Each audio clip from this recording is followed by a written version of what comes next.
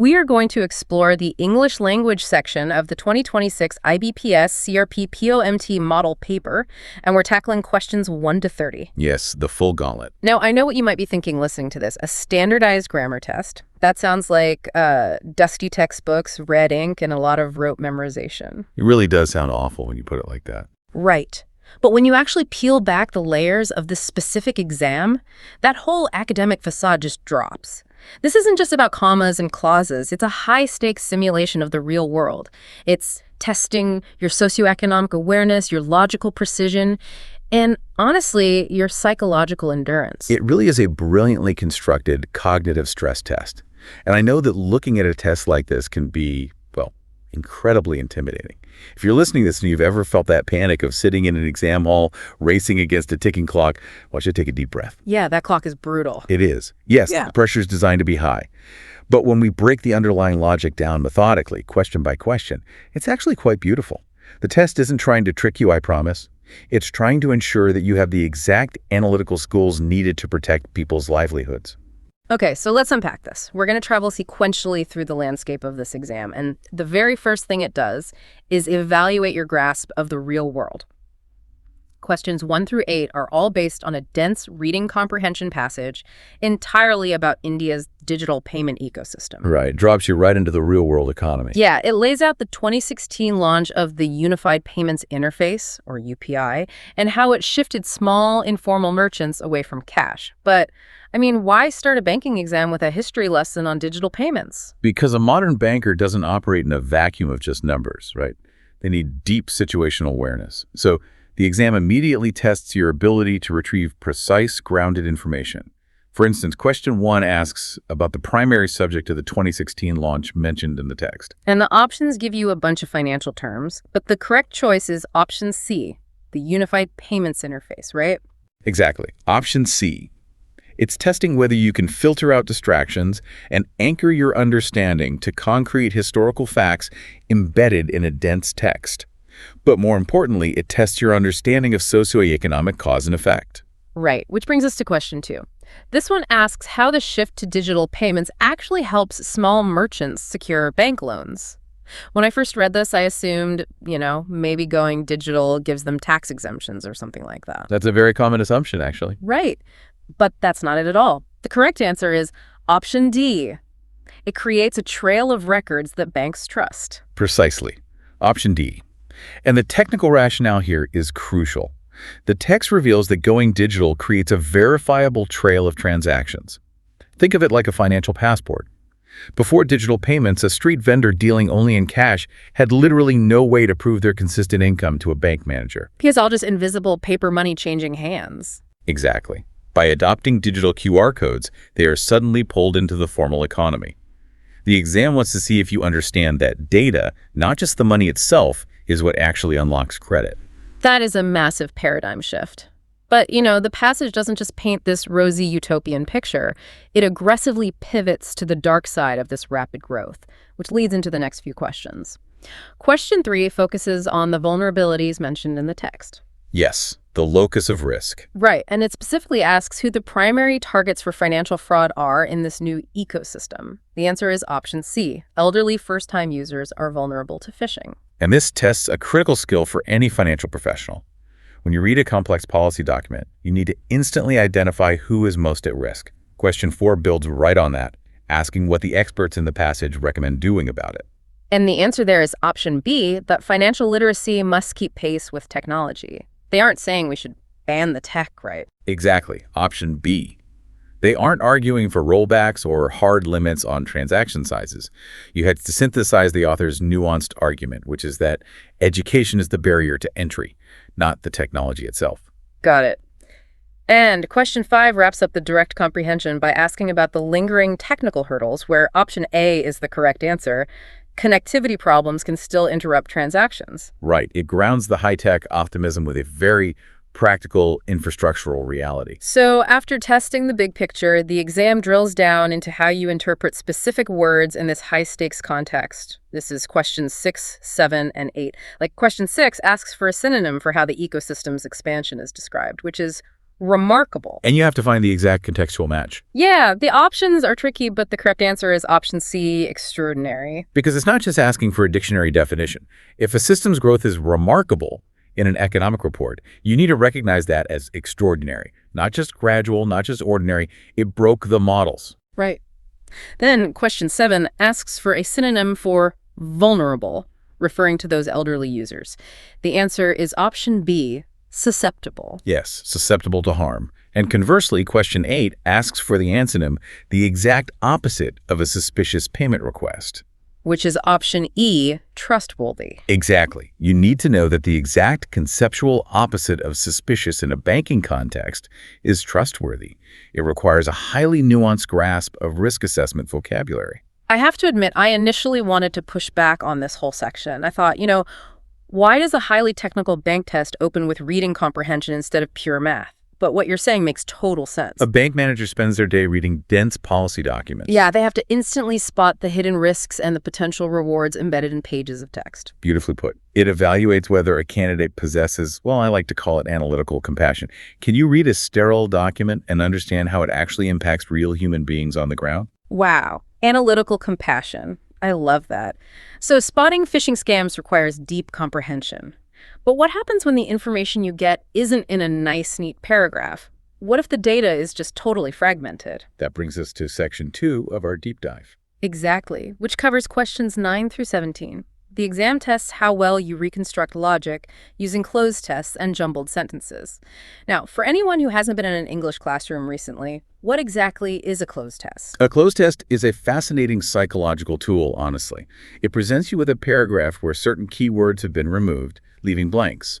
You have to choose the correct word from the options to fill in the blank. But it's not just about grammar. It's about tracking the emotional and logical heartbeat of the narrative. Okay, let's try it. The exam presents a paragraph about modern public libraries reinventing themselves. For question 9, it says, instead of blank-only printed books, many now offer internet access. My brain immediately wants to say lending. And you would be perfectly correct. That's option D. The conceptual analysis here relies on understanding traditional institutional functions. Libraries traditionally lend books. Once you establish that baseline, the text can move forward. Right, so we anchor it. Then question 10 says, this change has blank new visitors. The options include words like repelled, dismissed, or attracted. Obviously, offering the internet is a positive thing, so the correct choice is option B, attracted. Exactly, you're tracking the positive trajectory. Then question 11, local governments have begun to blank more funds. The right answer is option C, allocate. Here, the test evaluates your grasp of professional collocations, words that naturally belong together in formal English. Governments don't just give or drop funds in a budget, they allocate them. Notice how the first half of this paragraph has a very optimistic, constructive tone. Lending, attracting, allocating. Right, it feels good. But then the text hits you with a massive pivot. Question 12 says, yet several libraries still struggle with old buildings and blank staff. Because of that word yet, the whole tone crashes down into something negative, so the staff must be, option A, inadequate. Yes. The analytical progression requires you to recognize that yet signals a structural contrast. And it concludes with question 13. Unless these gaps are addressed, the mission will remain blank, which has to be option E, unfulfilled. You just track the exact emotional trajectory the test designers intended. Positive growth, a structural pivot, and a conditional negative outcome. If you can do that with a simple paragraph about libraries, you can do it with a complex quarterly report on market fluctuations. It's like linguistic detective work. It really is. And the jumbled sentences take that to the absolute extreme. So for questions 14 through 17, imagine this. You are handed a scattered pile of facts about renewable energy. You've got falling equipment prices, government subsidies, solar power becoming India's cheapest electricity source, and housing societies installing rooftop panels. How on earth do you begin to order that into a logical paragraph? You have to find the narrative thread of cause and effect. You never start in the middle of the action. First, you must establish the broad theme. Okay, so question 14 asks for the first sentence. The answer is option B. Solar power is now the cheapest electricity source. That's your anchor. Once you state the premise, you look for the underlying cause. Why is it the cheapest? Which leads to the second sentence, answering why. The cause is sharply falling equipment prices, which is option D. Right. Once you have the cause, you look for the immediate real-world result of those falling prices. Got it. So question 15 asks for the third sentence, which is the immediate result. Option A, as a result, housing societies are now installing panels. Yes. And then how do institutions respond to this new citizen behavior? The government reacts. Question 16 asks for the fourth sentence, which is option C. The government backed this trend by offering subsidies for those installations. Exactly, which leaves us with the summative conclusion. Question 17, the final sentence. Option E. Together, all these steps help meet national energy targets. Precisely. The logical trajectory is rigid. Theme, cause, immediate effect, institutional reaction, conclusion. You know, it really reminds me of investigating a financial audit. You're handed a box of scattered random receipts, and you have to reconstruct the exact chronological story of where the money went, based purely on cause and effect clues. That is a brilliant analogy, yes. If you can order scattered facts into a coherent, linear argument, you possess the exact cognitive framework needed to track complex financial data and, quite frankly, untangle fraudulent activity. So once you've proven you can handle this macro-level logic, the exam suddenly drops you into the micromechanics. The fun part. The grammar gauntlet. This is section 3, covering questions 18 to 25. This is where they test your ability to spot the tiny microscopic errors that most people completely gloss over in daily life. Let's look at some of these traps. Question 18 presents this sentence. The committee have submitted its report well before the deadline.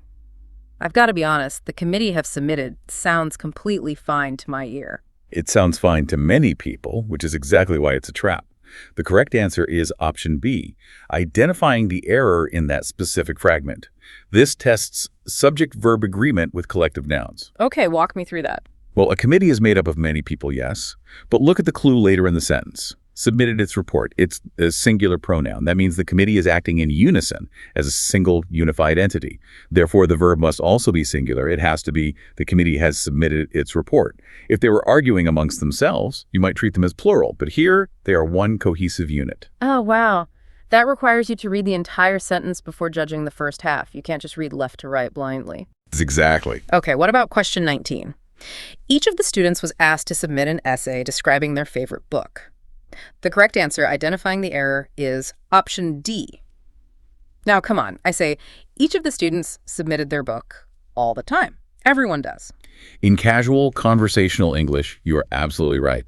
The singular there is widely accepted and used constantly. But in formal contractual English, the kind that governs banking, we hit what is known as the singular pronoun trap. Right. The subject of the sentence is the word each. Each is inherently uncompromisingly singular. Therefore, the possessive pronoun later in the sentence must also be singular.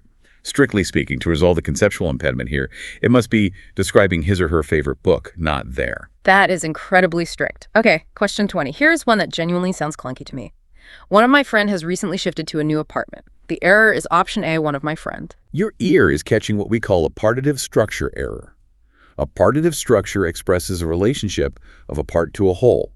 When you say one of, you are inherently selecting one item out of a larger group. Oh, right. You can't select one out of just one. Exactly. So the noun that follows must absolutely be plural and must be one of my friends. Makes perfect sense when you explain the logic behind it. What about question 21? The principal, as well as the teachers of the school, were present in the annual function. The error is option C, were present. No, wait.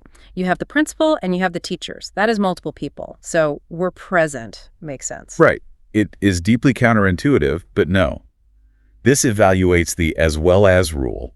When you join subjects with the word and, they become plural. But phrases like as well as, along with, or in addition to, act as parenthetical afterthoughts. Oh, so they don't count. They do not compound the subject. The primary driving subject of that sentence is the principal. Because principal is singular, the verb completely ignores the teachers and remains singular. The principal, as well as the teachers, was present. That is wild. It's like the grammar is forcing you to identify who actually holds the primary liability in the sentence. That is exactly what it's doing. In a contract, identifying the primary subject versus the secondary additions can change the entire legal interpretation of a financial agreement. Okay, question 22 is my absolute favorite because it is so incredibly devious. The sentence is, she has been working in this organization since 2019 and hopes to get a promotion soon. Where is the error? Is it supposed to be working from 2019? This is the genius of the exam. The correct answer is option E. There is no error. Wait, really? None. Really? The present perfect continuous has been working, pairs flawlessly with the temporal anchor since 2019. The sentence is structurally immaculate. We call this the phantom error. The phantom error, I love that. It is entirely about psychological resilience. Under the extreme pressure of a ticking clock, candidates naturally assume there must be a mistake. They start second-guessing themselves, tearing apart a perfectly good sentence just to find a flaw. Choosing no error evaluates whether you have the confidence and the fortitude to trust your own knowledge when the pressure is at its absolute peak. It's testing your spine, not just your vocabulary. That's amazing. Speaking of pushing back, we move to phrase replacements in questions 23 to 25. I have to ask you about these conditional phrases they test. Ah, the conditionals? Yeah. For example, question 23 asks to replace the phrase in this sentence. If I would have known about the meeting, I would have attended it. The correct replacement is option D, had known. But in casual conversation at a coffee shop or even in a standard office meeting, nobody cares if you say, if I would have known. People understand you perfectly. Why be so intensely rigid about changing it to, if I had known? I completely understand that sentiment. Language is wonderfully fluid in everyday life. But remember the environment we are simulating. You are dealing with regulatory frameworks and complex multi-million-dollar agreements. The third conditional, which this question tests, is used to describe an impossible, unreal past situation and its hypothetical result. Okay. Logic dictates you cannot have the hypothetical result, the would have part, exist inside the condition itself. You must first firmly anchor the condition in the past perfect tense. If I had known. Only then can you explore the hypothetical result, I would have attended. So it's about chronological logic. You have to establish the anchor before you build the hypothetical house. Exactly. And let me tell you why this rigidity matters so much. A misplaced verb tense and a clause about financial liability can literally render a contract unenforceable. Absolute, uncompromising grammatical precision isn't about being pedantic or snobby. In banking, it is a protective shield for both the institution and the customer. Wow. Okay, that brings a whole new level of gravity to this. It's not about being the grammar police. It's about structural integrity. Let me give you one more example of that integrity from question 24. It evaluates the subjunctive mood. The exam presents the sentence. The manager insisted that the report is submitted by Friday. Most people would say that. But the correct replacement is option D, requiring formal English. The manager insisted that the report be submitted. Why do we drop the is for B? Because the subjunctive mood is used to express a state of urgency, a demand, or a hypothetical ideal. It is not describing a fact that is currently happening. It is describing a world that should happen. Dropping into the raw base form of the verb be submitted signals that this is a mandate, not a casual observation. That is fascinating. The grammar itself carries the weight of the manager's authority. And question 25 rounds out this section testing correlative pairs. Hardly had the train left the station when it started raining. And the answer there is option B, which means the phrase is perfectly correct as is, hardly pairs with when. It's another confidence check. Okay, let's head into the final stretch of the exam. Section 4, questions 26 to 30. This evaluates a candidate's intuitive feel for sentence structure when they are practically exhausted. First, we have double blank questions. For example, question 26. The negotiations remained blank for weeks, but a sudden compromise finally broke the blank. This tests your ability to pair contextual concepts logically. If talks make no progress, they are deadlocked. But the crucial part is the second blank. The noun for a standstill that is finally broken by a compromise is a stalemate.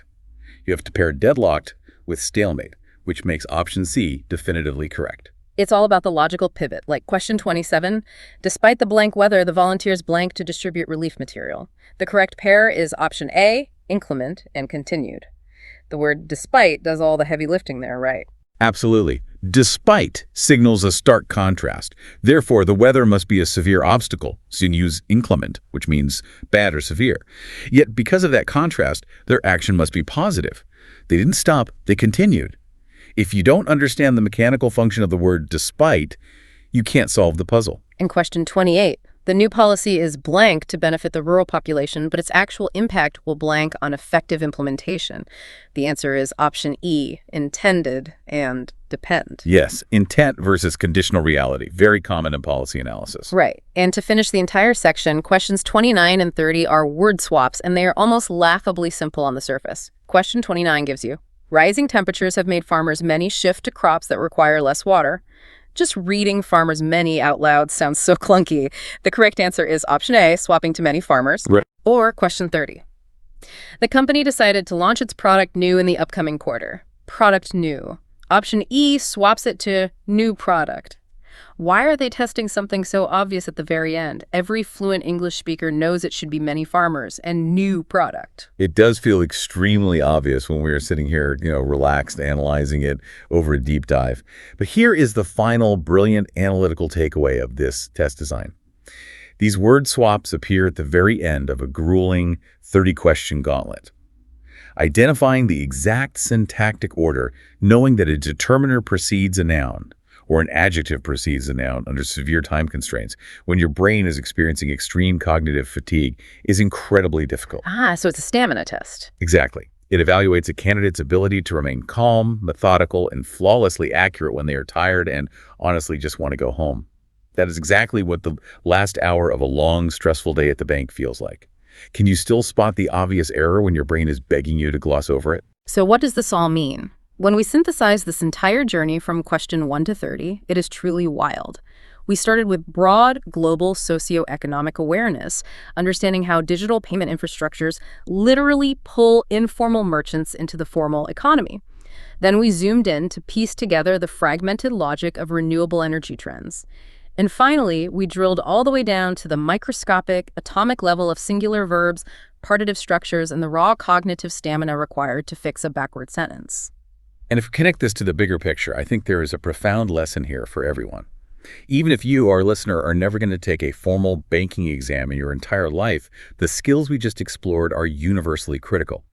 Reading deeply to spot hidden vulnerabilities, analyzing cause and effect in a chaotic, jumbled narrative, speaking and writing with absolute intentional precision.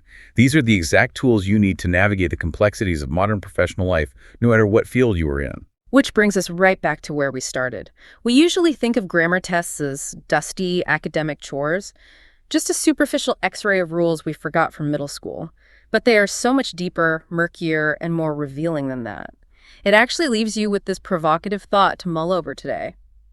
If these formal, standardized tests are secretly evaluating our entire worldview, our stress resilience, and our logical rigor through the disguise of simple grammar, well, how much of our everyday casual communication, our quick emails, our hastily typed text messages, our meeting notes is secretly serving as a real-time, ongoing test of our professional competence for everyone around us? That is a very powerful and slightly terrifying question to ask yourself right before you hit send. Just remember to check your singular pronouns.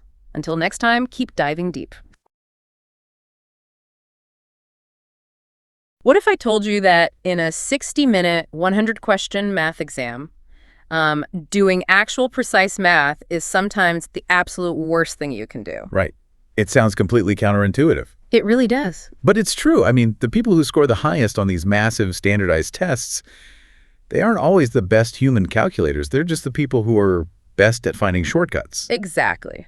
So welcome to today's deep dive. We have a very specific mission right now. We are tackling Section 2, which is Quantitative Aptitude, of the IBPS CRP POMT Preliminary Examination Model, Paper 01. Which is a mouthful. It is. And if just hearing the words quantitative aptitude makes your chest tighten up, I want you to just take a deep breath. Yeah, that panic is, it's a completely normal human reaction. You look at a wall of numbers and ratios, and your brain just instinctively wants to shut down. Totally. We naturally retreat from that kind of information overload. But today, we're going to reframe how you look at this. We're going to walk through this entire section sequentially. Right, from question 31 all the way to 65. Every single one. But we aren't going to just read a textbook of calculations at you. We're going to show you the hidden architecture of the test. Because what's fascinating here is that test designers aren't actually testing your ability to multiply 5-digit numbers in your head. Right. They're testing your psychology, your ability to spot patterns, stay calm, and just recognize a trick when it's sitting right there in front of you. Okay, so let's unpack this. We begin our sequence with the first block, questions 31 through 35. This is all about data interpretation. The dreaded tables. Yes. We've got this table showing the number of students who appeared for an exam across 5 different schools labeled P through T, and it shows their pass percentages. And what's your first instinct when you see a table like that? Oh, honestly, my first instinct is to try and calculate every single missing number before I even read the first question. And that is the very first trap. Oh, really? Yeah. They love to overwhelm you with raw data. They want you to waste 3 minutes calculating things you don't even need. You just need to parse the data. So only look for exactly what the question asks. Exactly. Okay, let's look at question 31. It just asks for the total passed students from schools P and S. So we just grab 75% of 480 and 80% of 450. Right, so 3/4 of 480 is 360, and 80% of 450 is also 360. Boom, 360 plus 360 is 720. Simple, right. But here's where it gets a little tricky. Look at question 32. Okay, it asks for the ratio of students who failed from school Q to those who failed from school T.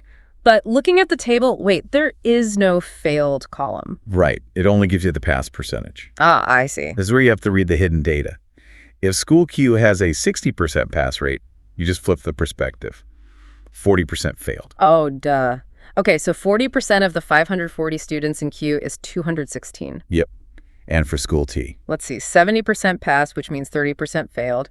30% of 630 is 189. Exactly. From there, you just reduce the ratio of 216 to 189, divide by 27, and it neatly reduces to 8 to 7. It really is all about reading what isn't explicitly written. It is. And the rest of the table, questions 33, 34, and 35, they basically just test your ability to pull the right numbers without getting distracted. Right, like question 33 has you find the passed students from school R as a percentage of those who appeared from school P. So that's just 390 over 480, which gives you 81.25%. And question 34 gives you a nice little breather.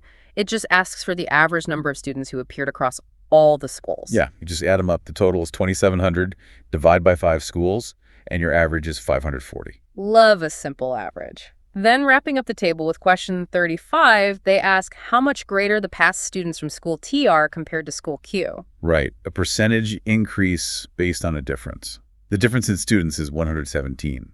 And we divide that by the base number from school Q, which was 324. That gives us roughly 36%. See? The terrifying table is conquered. You just pull exactly what you need. Okay, so let's move from static tables to visual charts.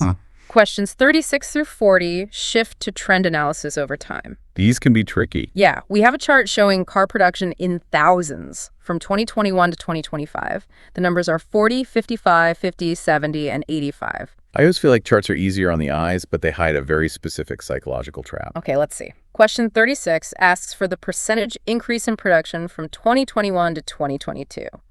So production went from 40 to 55. Right. That's an increase of 15. So if I divide 15 by 55... Stop right there. You just fell right into the trap. Oh, wait, the wrong base year. Exactly. When you move to trend charts, the biggest mistake is forgetting your base number. You always have to ask, where did this trend start? Right. It started at 40, not 55. Yes. So you divide that 15,000 increase by the base year of 40. That makes it a 37.5% increase. Ah, and if you divide by 55, you get a totally different number. And I guarantee that wrong answer will be sitting there as multiple choice option A, just waiting for you. That is deliciously evil of the test makers. It really is. Okay, if you avoid that trap, the rest is straightforward. Question 37 asks for a ratio of production in 2023 to 2025. That's 50 to 85. Divide by 5, you get a 10-17 ratio. Nice and clean. Question 38 just asks for the 5-year average. The total is 300,000, divided by 5 is 60,000. Easy. Question 39 wants the 2024 production as a percentage of the total. 2024 had 70. Total is 300. So 70 over 300 is about 23.33%. And to finish the chart with question 40, they throw in a tiny word problem. Yeah. If 20% of the cars in 2025 were exported, what remained for the domestic market? Let's see. 2025 had 85,000 cars. 20% of 85 is 17. Right. Subtract the 17,000 exports and 68,000 stay domestic. Exactly. The math is simple as long as you're pulling from the right spot on the chart. Okay, here's where it gets really interesting. And by interesting, I mean this is where people usually start sweating. Oh, yeah. We've yelled. Questions 41 through 45 shift completely out of visual data. We're comparing quadratic equations for variables x and y. I'll be honest, if I'm taking a time test and I see x squared, my brain just hits a brick wall. And that's what they're counting on. Right. They want you to panic and try to brutally factor every single equation from scratch. But there's a shortcut, isn't there? A massive one. You can often solve these just by looking at the shapes of the equations. Specifically, look at the plus and minus signs. Wait, really? Just the sign? Yeah, looking at the positive or negative signs does half the work. Yeah. If an equation has a minus something plus something structure, your two roots will always be positive. Okay. If it's plus something, your roots will always be negative. Ooh, let's test this magic on question 41. We have x squared minus 11x plus 30 equals 0, and y squared minus 5y plus 6 equals 0. Both equations have that minus plus structure, so right away all our roots are positive. Got it. So for x, factors of 30 that add to 11 are 5 and 6. For y, factors of 6 that add to 5 are 2 and 3. Right. And since 5 and 6 are strictly greater than 2 and 3, x is greater than y. Done. That's fast. But look at question 42. X squared plus 9x plus 20 equals 0. And y squared minus 3y plus 2 equals 0. Look at the signs. You don't even need to calculate the numbers here. No. The x equation is all addition, so its roots are entirely negative. Exactly. And the y equation is minus plus, so its roots are entirely positive. Oh, wow. So since every x value is negative and every y value is positive, x has to be less than y. You just solved a quadratic comparison in 3 seconds. Zero math required. That is mind-blowing. Okay, what about when they overlap? Like question 43, x squared minus 7x plus 12 equals 0, and y squared minus 5y plus 6 equals 0. So both are minus plus, meaning all positive roots. X factors out to 3 and 4. Y factors to 2 and 3. Ah, they share the number 3. Right, but x is either equal to y at 3 or greater than at 4. Therefore, x is greater than or equal to y. That makes sense. Question 44 is similar. X squared plus 7x plus 12 equals 0. And y squared plus 5y plus 6 equals 0. All plus signs, so all negative roots. X is negative 3 and negative 4. Y is negative 2 and negative 3. They share negative 3 again. But the other x value, negative 4, is lower. So x is less than or equal to y. Perfect. And rounding out the algebra with question 45. X squared minus x minus 12 equals 0, and y squared minus 9 equals 0. Okay, mixed signs here. And a missing middle term in the y equation? Yeah, when that happens, your roots will be a mix of positive and negative. X becomes 4 and negative 3. Y becomes 3 and negative 3. So because 4 is greater than 3, but negative 3 is, well, equal to negative 3, 4 is greater than 3, but 4 is also greater than negative 3. But look at the negative 3 for x. It's less than the positive 3 for y. Ah, so the results are completely tangled. Sometimes x is bigger, sometimes y is bigger. Exactly. And when that happens, you just confidently select. Yeah. No relation can be established. Brilliant. Let's keep this momentum going into section 4, questions 46 to 50, number series. I kind of like to think of these like shifting gears in a manual car. You can't just jump from first gear to fifth. That is a great analogy. It's all about feeling the rate of acceleration. If the numbers are growing slowly, you're in the addition gear. If they suddenly skyrocket, you've shifted into the multiplication gear. Right. Let's look at question 46. The sequence is 7, 12, 22, 42, 82. This feels like second gear. Steady, but not insane. Yeah, so look for a combined rule. Here it's multiply by 2, then subtract 2. Let's see. 7 times 2 is 14, minus 2 is 12. 12 times 2 is 24, minus 2 is 22. It works.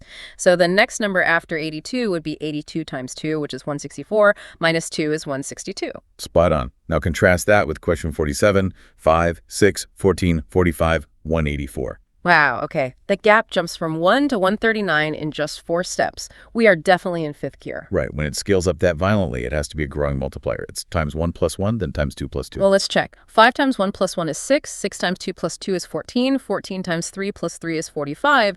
It's scaling exponentially. Yep. So the next step is 184 times 5 plus 5, which gives you 925. That's a huge jump.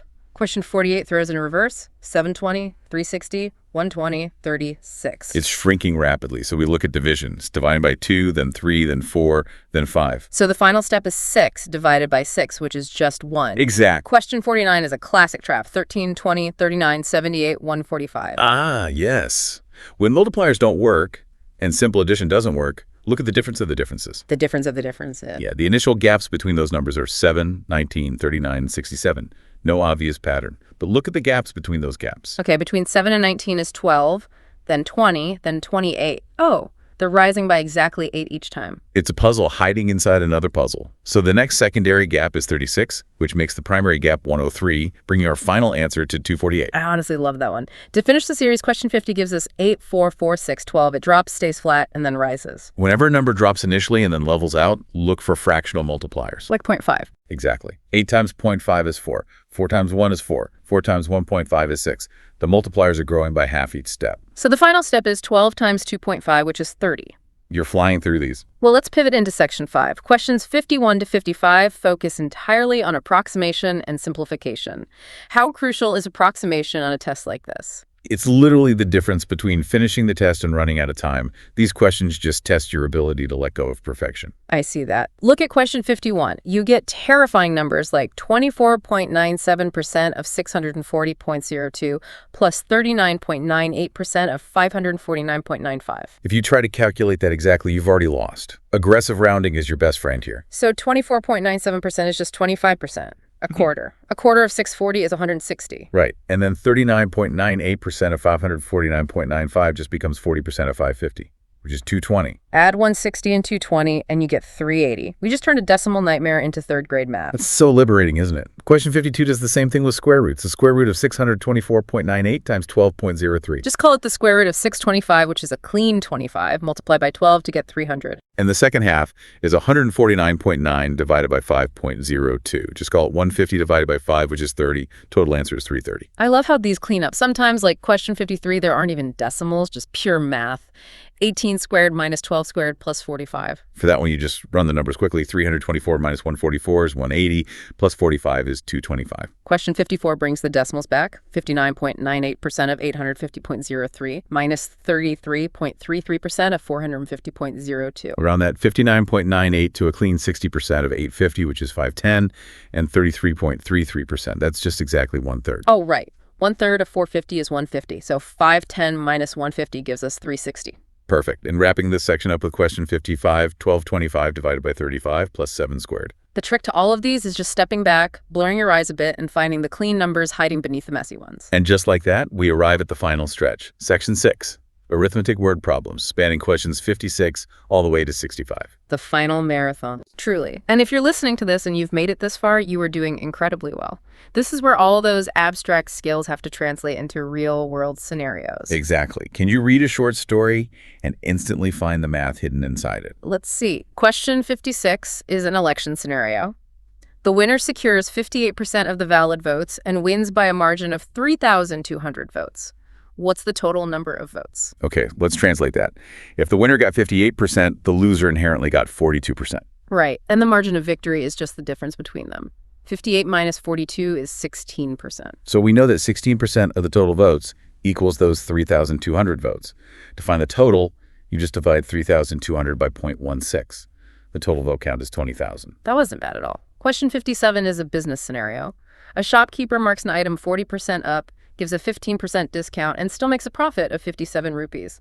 What was his original cost price? Think of his original cost as a base of 1. He marks it up to 1.4, but then he discounts it by 15%, meaning he sells it for 85% of that new 1.4 price. Got it. So 1.4 times 0.85. His final selling price is 1.19. That means his pure profit margin is 0.19. Exactly.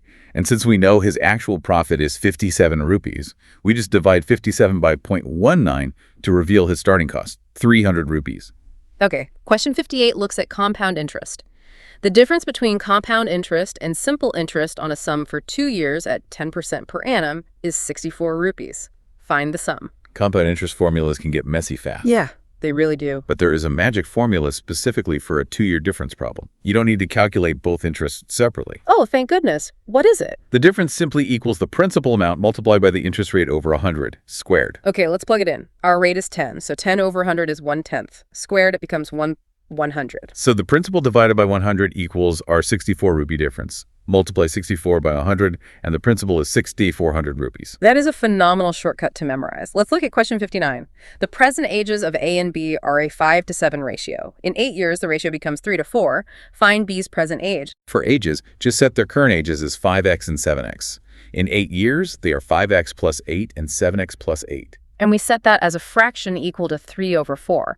When we cross-multiply, x cleanly solves to 8. Right. And since B's present age is 7x, 7 times 8 means B is 56 years old. Question 60 is a classic time and work problem. Person A can finish a job in 12 days, person B in 18 days. They work together for 4 days, then A leaves. How many days will B need to finish the rest? The trick here is finding a common denominator for the total work. 12 and 18, let's arbitrarily say the job is 36 units of work in total. Okay, I like that. So person A does 3 units a day, person B does 2 units a day. Together, they are doing 5 units a day. Yep. After 4 days of teamwork, they've knocked out 20 units. That leaves 16 units of work left for poor person B. And if B works alone doing 2 units a day, 16 divided by 2 means B finishes in 8 days. Exactly. Question 61 translates time and distance. A 240-meter train crosses a 360-meter platform in 30 seconds. Find the speed in kilometers per hour. First, we need the total physical distance. The train has to completely clear its own length, plus the platform. Right, so 240 plus 360 is 600 meters. Covering 600 meters in 30 seconds means a speed of 20 meters per second. But the trick is the conversion, isn't it? Always. To go from meters per second to kilometers per hour, you multiply by 18 over 5. So 20 times 18 over 5 gives us a final speed of 72 kilometers per hour. You got it. Question 62 involves business partnerships. Person A invests $12,000 for 6 months, then adds $4,000. Person B invests $16,000 for all 12 months. What is A's share of a 6,960 rupee profit? This is where we need to find their capital month ratios, which sounds incredibly dense. It does, but it's actually very simple. Think of it like renting space. If you rent 2 rooms for 3 months, you pay for 6 room months total. Here, we multiply the money by the time it was invested. Okay, so person A has $12,000 invested for 6 months, plus an increased $16,000 for the next 6 months. That totals 168,000 capital months. Right, and person B just leaves 16,000 in for 12 months, totaling 192,000. The ratio of 168 to 192 simplifies beautifully to 7 to 8, meaning A gets 7 out of 15 total parts of the profit. And 7/15 of 6,960 gives A share of 3,248 rupees. Geometry shows up in question 63. The perimeter of a square equals the circumference of a circle with a 14-centimeter radius. What's the area of the square? It's just a 2-step translation. First, the circle's circumference, which is 2 times pi times the radius. So 2 times 22 over 7 times 14 gives 88 centimeters. And that 88 is also the perimeter of our divided perimeter of 88 by 4, and the square's side length is 22. Area is side squared, so 22 times 22 is 484 square centimeters. We are almost at the finish line. Just 2 left. Question 64. We are mixing 45 rupee rice with 60 rupee rice to get a 51 rupee mixture. What's the ratio? This is a perfect place for allegation. Wait, allegation? That sounds like a legal term. What exactly is that doing in a mixture problem? I know, it sounds intense, but it's an old mathematical trick. Basically a visual shortcut for calculating weighted averages without doing hard algebra. Oh, I like the sound of that. You arrange the numbers in a cross, subtract the target price of 51 from the higher price of 60, you get 9. Then subtract the lower price of 45 from the target of 51, you get 6. And the ratio of the cheaper to dearer rice is just those 2 results, 9 to 6. Yep, which simplifies perfectly to 3 to 2. No messy equations required. That is brilliant. And finally, the last hurdle, question 65. Probability. A bag has 4 red and 6 blue balls. You draw 2 balls. What's the probability both are blue? It's just a combination fraction. The total ways to draw any 2 balls from the 10 available is 10 choose 2, which calculates to 45 different pairs. And the ways to draw 2 blue balls from the 6 available is 6 choose 2, which is 15 different pairs. Exactly. The probability is just successful outcomes over total outcomes, 15 over 45, which reduces cleanly to exactly 1/3. Wow. Congratulations to you for successfully navigating this entire quantitative aptitude section. We literally just walked through an unfragmented journey from question 31 to question 65. And we did it by finding the shortcuts. We really did. Look at what you accomplished. You know that feeling when you reach into your bag for a charging cable and you pull out just an absolute monster of a tangled knot? Oh yeah, definitely. And your very first instinct is to just yank at it. Right, which naturally only makes the knot infinitely tighter. Panic is always the enemy of the knot.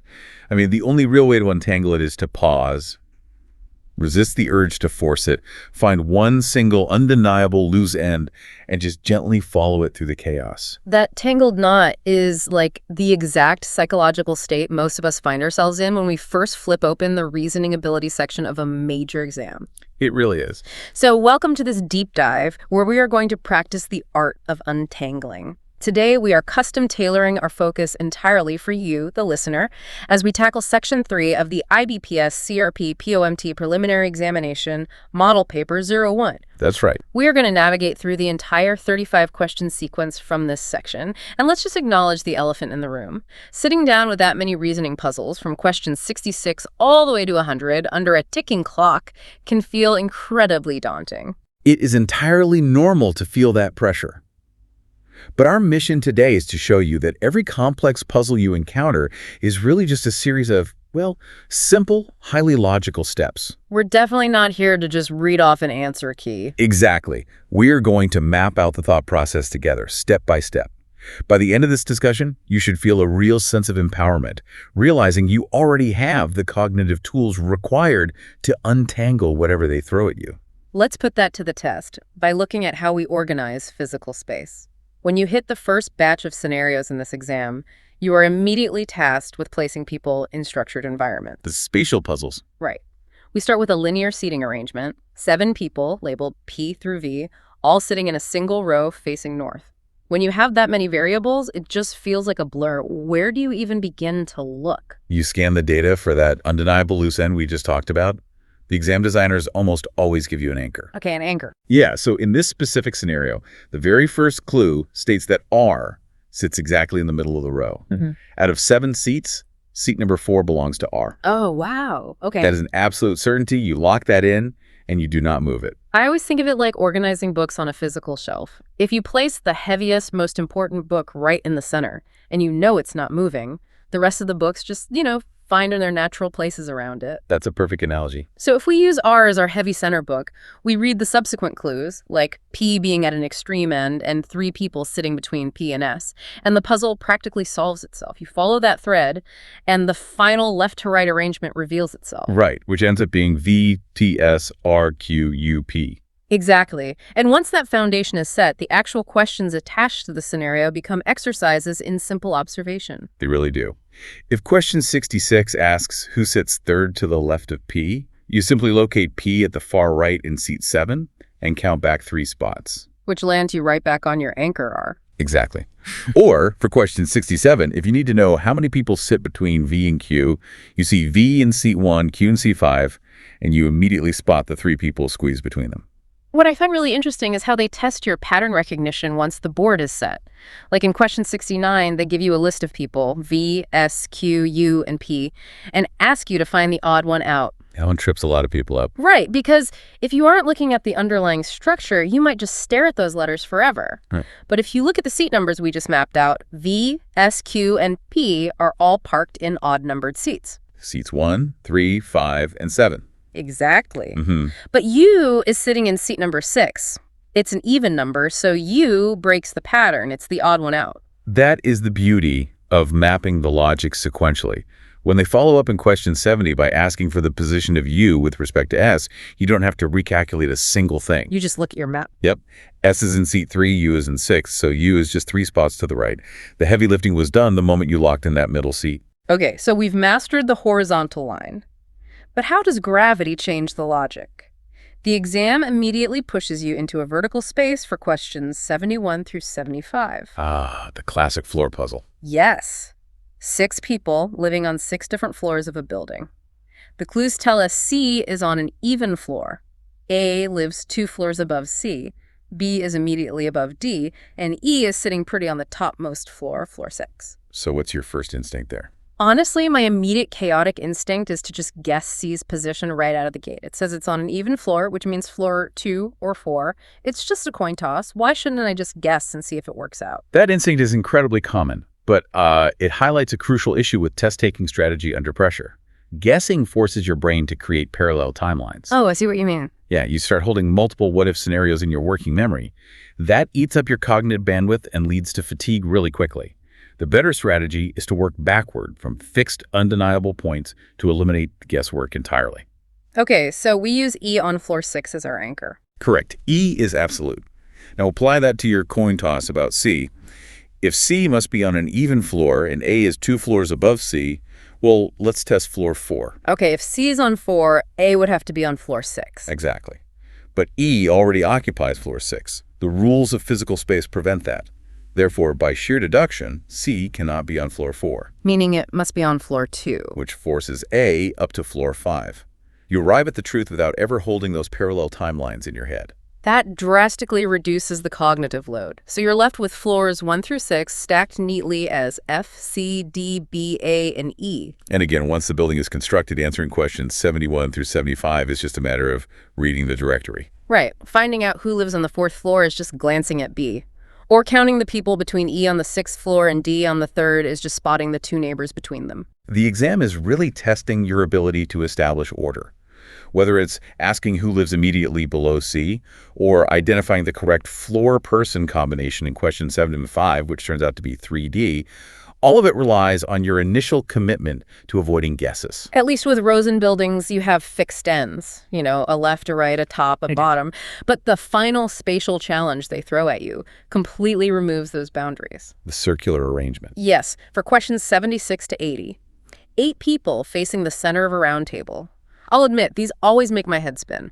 What is the practical strategy for not losing track of left and right when the board is a continuous loop? It requires mental projection. The mistake most people make is trying to solve a circular puzzle from a bird's eye view, just looking down at the paper. So what should we do instead? You have to mentally place yourself in the seat of the person the clue is talking about. Imagine you're sitting at that table looking inward at the centerpiece. If you do that, you'll realize your right arm always moves counterclockwise around the table. Your left arm always moves clockwise. Oh, wow, that completely flips how I approach the scratch paper. It makes a huge difference. Yeah, if you use that projection and anchor on the first person mentioned, let's say G, you just follow the counterclockwise and clockwise rules to place the rest. You end up deducing the circular order as G, K, N, H, M, J, O, L. Spot on. And when question 76 asks who sits exactly opposite H, you just count halfway around the 8-person table to find L. And the spatial rules hold up for every subsequent question.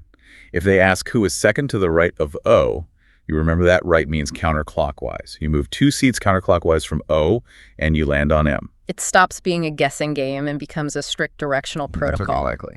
They even throw in a scenario in question 80 where you have to rearrange everyone alphabetically, starting from G seat, just to see who stays put. That's a clever way to test focus. Right, you just write the alphabet next to your deduced circle and compare them seat by seat. It turns out only G remains in their original spot. It's fascinating how they test your ability to hold a structure in your mind and then ask you to overlay a completely new rule set on top of it. Which is actually the perfect segue into the next phase of the exam. Oh. So far, we've placed real people in real physical spaces.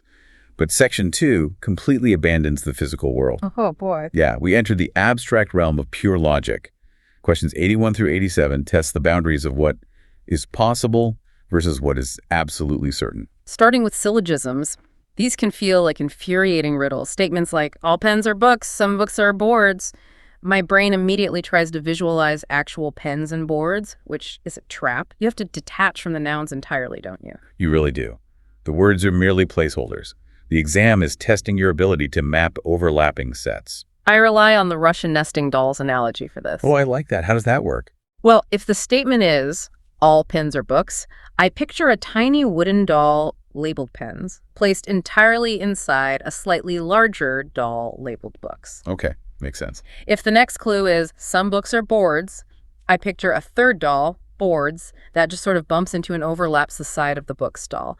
So when question 81 asks if a conclusion like some pens are boards is logically sound, I just look at the dolls. Does that overlap necessarily happen? And the answer is not necessarily.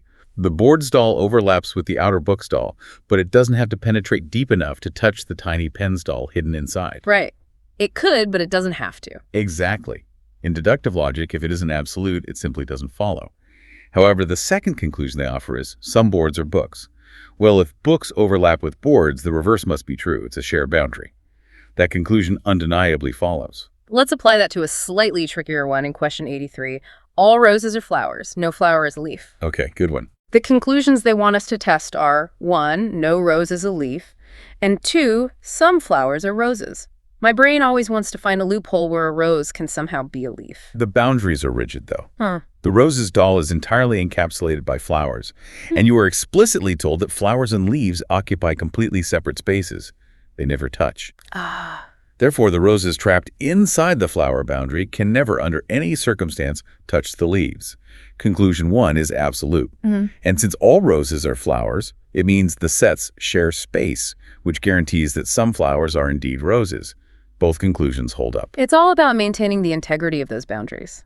And speaking of rigid rules, the exam then shifts from words to raw mathematical symbols for questions 85 to 87, inequalities. Chains of greater than, less than, and equal to signs. Right. Inequalities are really just tests of transitive logic. You are looking to see if a relational dynamic holds up across multiple links in a chain. My favorite way to process these quickly is to view them as a one-way street system. I love a good traffic analogy. It works perfectly. If you are following the greater than arrows and they are all opening up in the same direction, you have a clear path to cruise right to your conclusion. But if you are scanning the chain and the arrows suddenly flip and point in opposite directions... That's a crash. Exactly. The logic breaks. You cannot make any definitive connection between the elements on either side of that crash. Let's test that theory on question 86. The chain is A is greater than or equal to B, which is greater than C, which is less than or equal to D. Okay, I see it.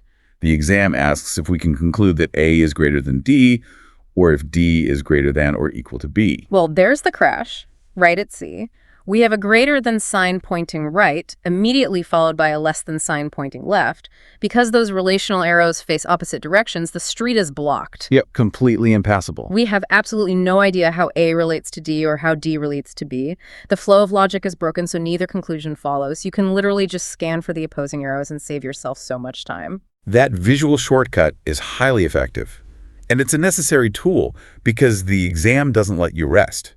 In Section 3, it pulls you out of abstract math and drops you back into real-world scenarios. Right. Questions 88 to 93.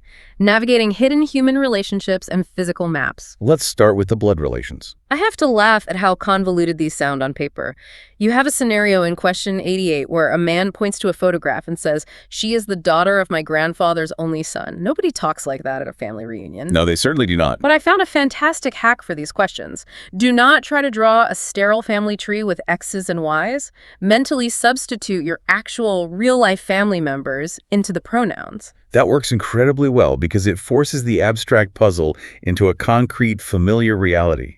If you take the phrase, "my grandfather's only son," and map it onto your own life, the abstraction vanishes. Right. My grandfather's only son is just my dad. So the incredibly confusing sentence, "the daughter of my grandfather's only son," instantly simplifies to "the daughter of my dad." And the daughter of your dad is just your sister. Exactly. The puzzle dissolves in seconds without writing down a single note. You can apply a similar associative logic even when they use letters, like in question 89. They give you a small network. A is the mother of B, B is the brother of C, C is the daughter of D, and they ask how D is related to A. Okay, so how do we break that down? Trace the sibling link first. B and C are brother and sister, and A is their mother. If C is also the daughter of D, then D must be the father of those same siblings. That definitively makes D the husband of A. So logical. We take that same practical momentum straight into the distance and direction questions. And here, I have a bone to pick with conventional test prep. Oh, do tell. So many guides tell you to meticulously draw these complex maps on your scratch paper for every single walking scenario. Isn't tracking the net movement mentally a much safer, faster bet for the simple paths? I'm with you on that. For paths with basic right angles, drawing can absolutely slow you down and worse, introduce errors if your physical scale is sloppy. Consider question 91. A person walks 5 kilometers north, turns east for 3 kilometers, and then turns south for 5 kilometers. Right. If you just track the opposing forces, the 5 kilometers north and the subsequent 5 kilometers south completely cancel each other out. They are, like, erased from the equation. They absolutely are. All that remains of the net movement is that middle leg, 3 kilometers east. You arrive at the answer instantly without a ruler or a messy sketch. Even when the math gets slightly more complex in question 93, the visualization saves you. If point B is 6 kilometers east of A and point C is 8 kilometers north of B, they ask for the shortest distance between A and C.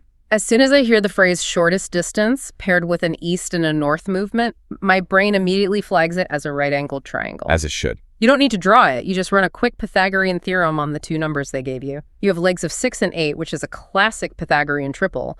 It immediately spits out a hypotenuse of 10. Meaning the shortest distance is 10 kilometers. Right. It's about recognizing the underlying mathematical structure rather than getting bogged down in the story of the map. Recognizing underlying structures is the perfect way to describe the final stretch of this section. We're almost there. Questions 94 to 100. This last batch is a pure test of mental agility and pattern recognition under fatigue. They start with a massive alphanumeric series, a long, chaotic string of letters, numbers, and symbols. They ask questions like, how many symbols in the arrangement are immediately preceded by a number? The trap here is trying to read the sequence like a sentence. Reading the whole sequence is a massive waste of time. This is an exercise in targeted scanning. You let your eyes jump specifically from number to number, ignoring the letters completely, and you just check the single character immediately to the right. Oh, that makes sense. Yeah, you spot a 5 followed by a hashtag, you spot an 8 followed by an ampersand, you confirm nothing else fits, and you have your answer for question 94. It's about filtering out the noise. It's pure data extraction. But then they throw a ranking question at you in 97, which always feels like a subtle trap. The ranking ones can be tricky. Yeah. They tell you there is a row of 40 students, and Ramesh is 15th from the left end. They want to know his position from the right end. The standard formula everyone memorizes is total minus left position plus 1. Right. So 40 minus 15 plus 1 equals the 26th position. But the mechanical nature of the formula always bothered me. Why do we add the 1? What is the actual math happening there? It's a boundary issue, and it's where a lot of people lose a very easy point. Think about the physical row of people. When you take the total 40 and you subtract Ramesh's position of 15, you aren't just subtracting the people to his left. Wait, what am I subtracting? You are mathematically subtracting Ramesh himself from the row. You essentially erased him from existence. Oh my gosh, I never thought about it like that. Right. The 25 that remains is simply the number of people standing to his right. So if you're counting from the right side, you count those 25 people, and then you have to take one additional step to physically land back on Ramesh. That one step is why you add the 1. So if you don't add 1, you delete Ramesh from the universe. Yeah, exactly. Framing it that way makes it impossible to forget. So we round out the entire section with coding logic. In question 99, they tell you the word plant is coded as QNDRY and ask how to code the word GRAPH. What's your approach here? I always liken this to a musician transposing a song into a different key. The notes on the page look completely different, but the mathematical intervals between them are identical. That's a beautiful way to put it. You are just searching for the key signature. You compare the first letters. P shifts forward 1 spot in the alphabet to become Q. L shifts 2 spots to become N. A shifts 3 to become D, and so on. The hidden structure is simply +1, +2, +3, +4, +5. Yep. You take that exact same mathematical interval and apply it to GRH. Okay, so G shifts 1 to HR, shifts 2 to T.